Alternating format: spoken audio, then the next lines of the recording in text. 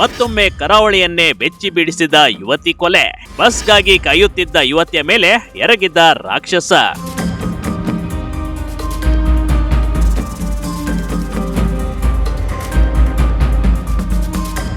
ಹೌದು, ಆಕೆ ತನ್ನ ಪಾಡಿಗೆ ತಾನು ಫೋನ್ನಲ್ಲಿ ಮಾತಾಡ್ತಾ ಬಸ್ಗಾಗಿ ಕಾಯ್ತಾ ಇದ್ಲು ಕಣ್ರಿ. ಇದೇ ವೇಳೆ ಸ್ಥಳಕ್ಕೆ ಬಂದ ಪಾಗಲ್ ಪ್ರೇಮಿಯೊಬ್ಬ ಆಕೆಯ ಮೇಲೆ ಹರಿತವಾದ ಮಚ್ಚನ್ನ ಬೀಸಿಬಿಟ್ಟಿದ್ದ. ಆಕೆ ಕಾಪಾಡಿ ಕಾಪಾಡಿ ಅನ್ನೋ ಹೊತ್ತಿಗೆ ಆ ಯುವತಿ ತೀವ್ರ ರಕ್ತಸ್ರಾವವಾಗಿ ಜೀವ ಚೆಲ್ಲಿದ್ಲು ನೋಡಿ.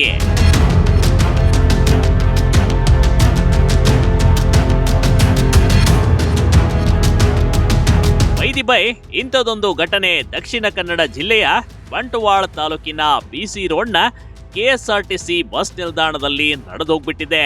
ಗುರುವಾರ ಸಂಜೆ ನಡೆದ ಯುವತಿಯ ಬರ್ಬರ ಹತ್ಯೆ ಎಂತವರಿಗೂ ಬೆಚ್ಚಿ ಬೀಳಿಸಿದೆ ಕಣ್ರಿ.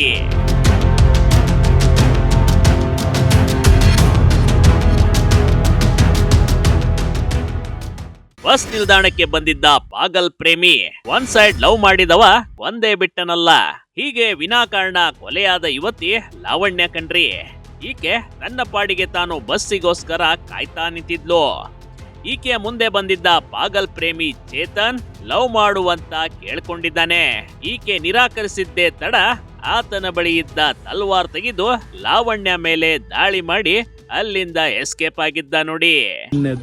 ಪೂರ್ಣ ಪ್ರಮಾಣದಲ್ಲಿ ಒಂದು ಅಮಾಯಕ ಹುಡುಗಿಯನ್ನು ಕೊಚ್ಚಿ ಕೊಲೆ ಮಾಡುವಂಥದ್ದು, ಹತ್ಯೆ ಮಾಡುವಂಥದ್ದಾಗಿದೆ. ಇದು ಒಂದು ರೀತಿಯಲ್ಲಿ ಭಯದ ವಾತಾವರಣ ನಿರ್ಮಾಣ ಆಗಿದೆ. ನಮ್ಮ ಜಿಲ್ಲೆಯಲ್ಲಿ ಈ ರೀತಿಯ ಭಯದ ವಾತಾವರಣ ಆಗುವುದು ಸರಿಯಲ್ಲ.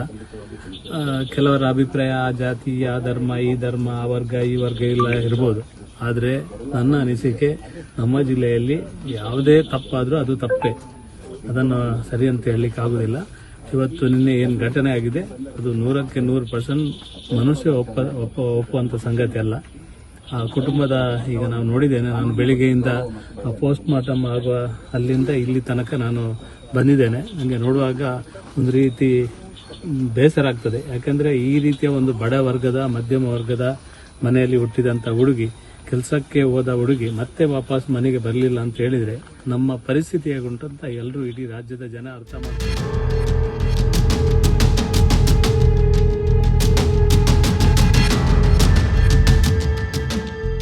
ವಿಷಪಾಶನ ಮಾಡಿ ಹೈಡ್ರಾಮಾ ಮಾಡಿದ ಚೇತನ್ ಮಂಗಳೂರಿನ ವೆನ್ಲಾಕ್ ಆಸ್ಪತ್ರೆಗೆ ದಾಖಲು. ಇತ್ತ ಆರೋಪಿ ಮಾಡಿದ ದಾಳಿಯಲ್ಲಿ ಲಾವಣ್ಯ ತೀವ್ರ ರಕ್ತಸ್ರಾವವಾಗಿ ಸ್ಥಳದಲ್ಲೇ ಒದ್ದಾಡಿ ಕೊನೆಯುಸಿರು ಬಿಟ್ಟಿದ್ಲು. ಹತ್ಯೆ ಪ್ರಕರಣದ ಆರೋಪಿ ಚೇತನನ್ನ ಬಂಧಿಸಲು ಪೊಲೀಸರು ವಿಶೇಷ ತಂಡ ರಚನೆ ಮಾಡಿದ್ರು. ಇದರ ಪರಿಣಾಮವಾಗಿ ಸದ್ಯ ಮಂಗಳೂರಿನ ಪಚ್ಚನಾಡಿಯಲ್ಲಿ ಪೊಲೀಸರಿಗೆ ಚೇತನ್ ಸಿಕ್ಕಿಬಿದ್ದಿದ್ದಾನೆ. ಈ ವೇಳೆ ತಾನು ಇಲಿಪಾಷಣ ಸೇವಿಸಿದ್ದಾಗಿ ಪೊಲೀಸರಿಗೆ ಹೇಳಿಕೊಂಡಿದ್ದ. ಕೂಡಲೇ ಆತನನ್ನ ಬಂಟ್ವಾಳ ಸರ್ಕಾರಿ ಆಸ್ಪತ್ರೆಗೆ ದಾಖಲಿಸಿದ್ದಾರೆ. ಇದೀಗ ಚಿಕಿತ್ಸೆ ಮುಂದುವರೆದಿದೆ. ಅಲ್ಲಿನ ವೈದ್ಯರ ಸಲಹೆ ಮೇರೆಗೆ ಹೆಚ್ಚಿನ ಚಿಕಿತ್ಸೆಗಾಗಿ ಸಂಜೆ ಮಂಗಳೂರಿನ ವೆನ್ಲಾಕ್ ಆಸ್ಪತ್ರೆಗೆ ದಾಖಲಿಸಲಾಗಿದೆ. ಒಂದು ಬಾರಿ ದುಃಖ ತರುವಂಥ ಸಂಗತಿ, ಜೊತೆಗೆ ಭಯ ಹುಟ್ಟಿಸುವಂಥ ಒಂದು ಸಂಗತಿ ಕೂಡ. ಈ ರೀತಿಯ ಮಾನಸಿಕತೆ ಜನ ಇದ್ದಾರೆ, ಈ ರೀತಿ ಕುಲ್ಲಂಕುಲ್ಲವಾಗಿ ಈ ರೀತಿಯ ಒಂದು ಘಟನೆ ನಡೆದಿದೆ ಅಂದರೆ ನಾವೆಲ್ಲರೂ ದಿಗ್ಭ್ರಮೆಗೊಳಪಟ್ಟಿದ್ದೇವೆ. ಹಾಗಾಗಿ ನಾನು ಈ ಸಂದರ್ಭದಲ್ಲಿ ಒಂದು ಕುಟುಂಬದವರ ಜೊತೆ ನಾವೆಲ್ಲ ನಿಲ್ಲಬೇಕಾದ ಅವಶ್ಯಕತೆ ಇದೆ. ಇಡೀ ಸಮಾಜ ಕುಟುಂಬದವರ ಜೊತೆ ನಿಲ್ಲಬೇಕು. ಅವರ ದುಃಖ ಯಾವ ರೀತಿ ಇರ್ತದೆ ಅಂತ ಅವ್ರಿಗೆ ಮಾತ್ರ ಗೊತ್ತು, ಉಳಿದವರಿಗೆ ಗೊತ್ತಾಗ್ಲಿಕ್ಕೆ ಸಾಧ್ಯ ಇಲ್ಲ. ಹಾಗಾಗಿ ನಾವು ಅವ್ರ ಜೊತೆ ಇದ್ದೇವೆ, ಕುಟುಂಬದ ಜೊತೆ ನಿಲ್ಲುವಂಥ ವ್ಯವಸ್ಥೆಯನ್ನು ಮಾಡ್ತೇವೆ. ನಾನು ಈಗಾಗಲೇ ಹಿರಿಯ ಅಧಿಕಾರಿಗಳ ಜೊತೆ ಮಾತನಾಡಿದ್ದೇನೆ. ಆದಷ್ಟು ಶೀಘ್ರವಾಗಿ ಅವರನ್ನು ಬಂಧನ ಆಗಿದೆ ಅನ್ನುವಂಥ ಮಾಹಿತಿ ಕೂಡ ಸಿಕ್ಕಿದೆ. ತತ್ಕ್ಷಣ ಕಾನೂನು ಕ್ರಮ ಏನೆಲ್ಲ ಇದೆಯಾ ಅದನ್ನು ತೆಗೆದುಕೊಂಡು ತ್ವರಿತ ವಿಚಾರಣೆಯನ್ನು ಮಾಡಬೇಕಾಗಿದೆ. ಆದಷ್ಟು ಶೀಘ್ರವಾಗಿ ವಿಚಾರಣೆಯನ್ನು ಮಾಡಿ ಏನು ಶಿಕ್ಷೆಯನ್ನು ಕೊಡಬೇಕು ಆ ಶಿಕ್ಷೆಯನ್ನು ಕೊಡಬೇಕಾದ ಅವಶ್ಯಕತೆ ಇದೆ. ಹಾಗಾಗಿ ಈ ಸಂದರ್ಭದಲ್ಲಿ ಬೇರೆ ಏನನ್ನೂ ಮಾತನಾಡದೆ ಕುಟುಂಬದವರ ಜೊತೆ ನಾವು ಇದ್ದೇವೆ. ಈ ರೀತಿಯ ಘಟನೆಗಳು ಮತ್ತೆ ಮರುಕಳಿಸಬಾರದು, ಆ ರೀತಿಯಾದಂಥ ಶಿಕ್ಷೆಯನ್ನು ಕೊಡಬೇಕು. ಮತ್ತು ನಾನು ರಾಜ್ಯ ಸರ್ಕಾರಕ್ಕೂ ಆಗ್ರಹ ಮಾಡ್ತೇನೆ, ಗೃಹ ಸಚಿವರಿಗೂ ಆಗ್ರಹ ಮಾಡ್ತೇನೆ. ಇಲ್ಲಿ ಒಂದು ಮಾಡೆಲ್ ಸೆಟ್ ಮಾಡಬೇಕಾದ ಅವಶ್ಯಕತೆ ಇದೆ. ಈ ರೀತಿ ಸಮಾಜದಲ್ಲಿ ಬೇಕಾಬಿಟ್ಟಿ ಓಡಾಡೋದು, ಯಾವುದೇ ಕಾನೂನಿನ ಭಯ ಇಲ್ಲದಿರುವಂಥದ್ದು ಒಂದು ನಾಗರಿಕ ಸಮಾಜದಲ್ಲಿ ಇದು ಒಳ್ಳೆಯ ಘಟನೆ ಅಲ್ಲ. ಆದರೆ ಈ ಸಂದರ್ಭದಲ್ಲಿ ನನ್ನ ಆಗ್ರಹ ಇಷ್ಟೇ, ತ್ವರಿತ ವಿಚಾರಣೆಯನ್ನು ಒಳಪಡಿಸಿ ಕಠಿಣವಾದ ಶಿಕ್ಷೆಯನ್ನು ಮಾಡಿ ಸಮಾಜದಲ್ಲಿ ಭಯಮುಕ್ತರಾಗಿ ಎಲ್ಲರೂ ಓಡಾಡುವ ರೀತಿ ಒಂದು ವಾತಾವರಣ ನಿರ್ಮಾಣ ಮಾಡುವುದು ಸರ್ಕಾರದ ಹೊಣೆಗಾರಿಕೆ.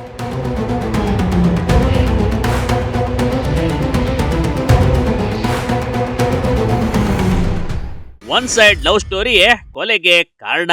ಸಾಯಬೇಕಾದ್ರೆ ಕಾಲ್ನಲ್ಲಿದ್ದ ಲಾವಣ್ಯ. ಪೊಲೀಸರ ಪ್ರಾಥಮಿಕ ತನಿಖೆಯಲ್ಲಿ ಹತರಾದ ಯುವತಿ ಹಾಗೂ ಆರೋಪಿ ಚೇತನ್ ಇಬ್ರು ದೂರದ ಸಂಬಂಧಿಗಳಾಗಿದ್ರು. ಆರೋಪಿ ಚೇತನ್ ಮತ್ತು ಮೃತ ಯುವತಿಯನ್ನ ಒನ್ ಸೈಡ್ ಪ್ರೀತಿಸುತ್ತಿದ್ದ ಕಣ್ರಿ. ಆಕೆ ಈತನ ಪ್ರಣಯ ನಿವೇದನೆಯನ್ನ ಸ್ಪಷ್ಟವಾಗಿ ತಿರಸ್ಕರಿಸಿ ಬಿಟ್ಟಿದ್ಲು. ಇದೇ ದ್ವೇಷವನ್ನ ಮನಸ್ಸಿನಲ್ಲಿಟ್ಕೊಂಡಿದ್ದ ಆರೋಪಿ ಸಾರ್ವಜನಿಕ ಸ್ಥಳದಲ್ಲೇ ಹೊಂಚು ಹಾಕಿ ತಲ್ವಾರ್ನಿಂದ ಮನ ಬಂದಂತೆ ಇರಿದು ಬರ್ಬರವಾಗಿ ಕೊಲೆ ಮಾಡಿಬಿಟ್ಟಿದ್ದಾನೆ.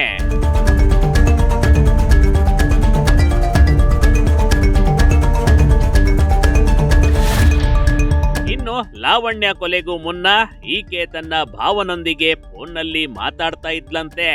ಇದೇ ವೇಳೆ ಲಾಂಗ್ ಹಿಡ್ಕೊಂಡು ಬಂದಿದ್ದ ಆರೋಪಿಯನ್ನ ನೋಡಿ ಲಾವಣ್ಯ ನನಗೆ ಕಾಪಾಡಿ ಅಂತ ಬೇಡ್ಕೊಂಡಿದ್ಲು.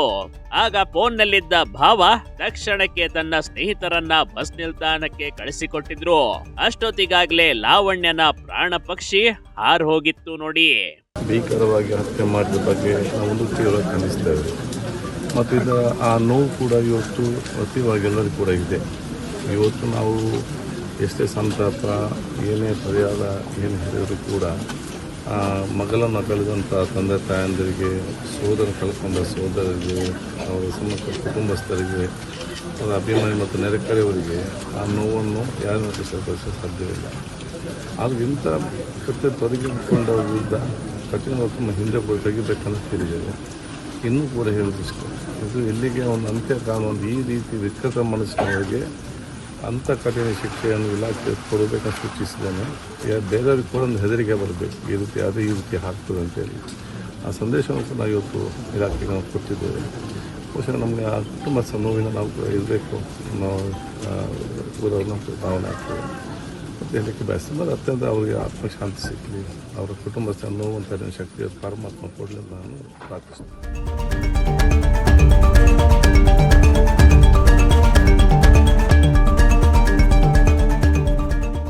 ಹುಟ್ಟೂರಿನಲ್ಲಿ ಲಾವಣ್ಯನ ಅಂತ್ಯ ಸಂಸ್ಕಾರ. ಆರೋಪಿಗೆ ಕಠಿಣ ಶಿಕ್ಷೆಗೆ ಆಗ್ರಹಿಸಿದ ಜನ. ಲಾವಣ್ಯ ಮೃತದೇಹದ ಮರಣೋತ್ತರ ಪರೀಕ್ಷೆಯನ್ನ ದೇರಳಕಟ್ಟೆ ಆಸ್ಪತ್ರೆಯಲ್ಲಿ ನಡೆಸಲಾಯಿತು. ಬಳಿಕ ಶವವನ್ನ ಕರ್ತವ್ಯ ನಿರ್ವಹಿಸುತ್ತಿದ್ದ ಕಲ್ಕಡಕದ ಖಾಸಗಿ ನರ್ಸಿಂಗ್ ಹೋಮ್ಗೆ ತರಲಾಯಿತು ನೋಡಿ. ಆಸ್ಪತ್ರೆಯ ಸಿಬ್ಬಂದಿ, ವೈದ್ಯರು, ಸಹ ಉದ್ಯೋಗಿಗಳು ಹಾಗೂ ಸ್ನೇಹಿತರು ಭಾವಪೂರ್ಣ ಅಂತಿಮ ನಮನ ಸಲ್ಲಿಸಿದ್ದಾರೆ. ಬಳಿಕ ಮೃತದೇಹವನ್ನ ಕಕ್ಕಪದುವು ಜಂಕ್ಷನ್ನಲ್ಲಿ ಸಾರ್ವಜನಿಕರ ಅಂತಿಮ ದರ್ಶನಕ್ಕೆ ಅವಕಾಶ ಕಲ್ಪಿಸಿಕೊಡಲಾಯಿತು.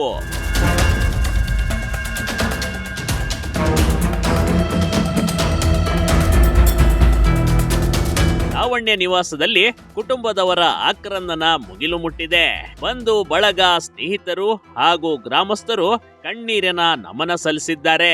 ಲಾವಣ್ಯನ ಸಾವಿನ ಬಗ್ಗೆ ಇದೀಗ ಎಲ್ಲರೂ ಮರಕ ಪಡುತ್ತಿದ್ದಾರೆ. ಸದ್ಯ ಪೊಲೀಸರ ಬಿಗಿ ಭದ್ರತೆಯಲ್ಲಿ ಆರೋಪಿ ಚೇತನ್ಗೆ ಚಿಕಿತ್ಸೆ ನೀಡಲಾಗ್ತಾ ಇದೆ. ಆರೋಪಿ ಚೇತರಿಸಿಕೊಂಡ ಬಳಿಕವಷ್ಟೇ ಹೆಚ್ಚಿನ ವಿಚಾರಣೆ ನಡೆಯಬೇಕಾಗಿದೆ. ಬಾಳು ಬದುಕಬೇಕಾದ ಯುವತಿಯ ಸಾವು ಎಂತವರಿಗೂ ಮಮ್ಮಲ ಮರುಗುವಂತೆ ಮಾಡುತ್ತದೆ. Big TV Karnataka, Mangaluru.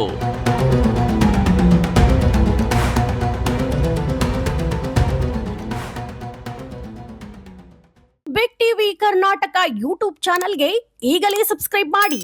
ಧನ್ಯವಾದಗಳು.